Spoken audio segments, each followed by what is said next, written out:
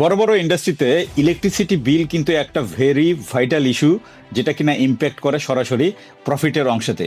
তো যেখানে দেখা যাচ্ছে যে একটা বড় ইন্ডাস্ট্রি চালাইতে গেলে আপনারা গ্রিড থেকে কারেন্ট আনছেন, আপনার সৌর বিদ্যুৎ থেকে আসতেছে, ডিজেল বা গ্যাস জেনারেটর থেকেও আসতেছে।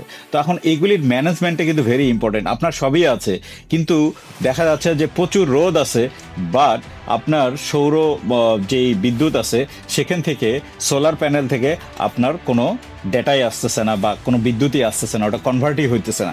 এটার দিকে আপনার কোনো খেয়ালই নাই। এর থেকে হচ্ছে কি, ওই গ্রিড থেকে আলটিমেটলি বিদ্যুৎটা আসছে এবং আপনার অনেক টাকা এখানে ওয়েস্টেজ হয়ে যাচ্ছে। বড় বড় ইন্ডাস্ট্রির ক্ষেত্রে এটা ইয়ারলি প্রায় কোটি টাকা ছাড়িয়ে যায়। তো এই সমস্ত ব্যাপারগুলি ফিক্স করার জন্য আমরা এনআইভি সফটের একটা প্রোগ্রাম আমাদের আছে, ভোল্ট ম্যাট্রিক্স, যেটা দিয়ে আপনি ইজিলি এইগুলি মনিটরিং করতে পারবেন টাইম টু টাইম, এবং এটা অ্যালার্মের মাধ্যমে আপনাকে বুঝাই দিবে যে বাহিরে সূর্য ঠিকই উঠেছে, বাট আপনার সোলার প্যানেল যে পরিমাণ আপনার মেগাওয়াট বিদ্যুৎ উৎপন্ন করার কথা সেটা আপনার হচ্ছে না, এবং যেটা ব্যাঘাত ঘটতেছে শুধুমাত্র মেনটেনেন্সের কারণে, যেটা কিনা দেখা গেল যে ধুলা পড়ে আছে আপনার সোলার প্যানেলগুলোর উপরে, যেটা কারণে সানলাইট পাস হতে পারতেছে না। তো এগুলি ইজিলি আমাদের সিস্টেমে অটোমেটিকলি অ্যালার্টের মাধ্যমে আপনাকে জানিয়ে দিবে।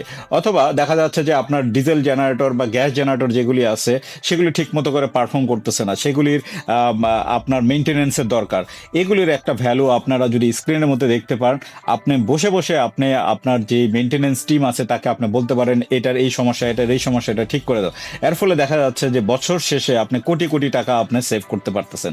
তো এই প্রোগ্রামটা কিভাবে কাজ করে, এই সিস্টেমটা আমাদের কিভাবে কাজ করে, এই স্ট্যাটিস্টিক আমরা কিভাবে দিচ্ছি, এটার জন্য আপনি আমাদের সাথে যোগাযোগ করতে পারেন।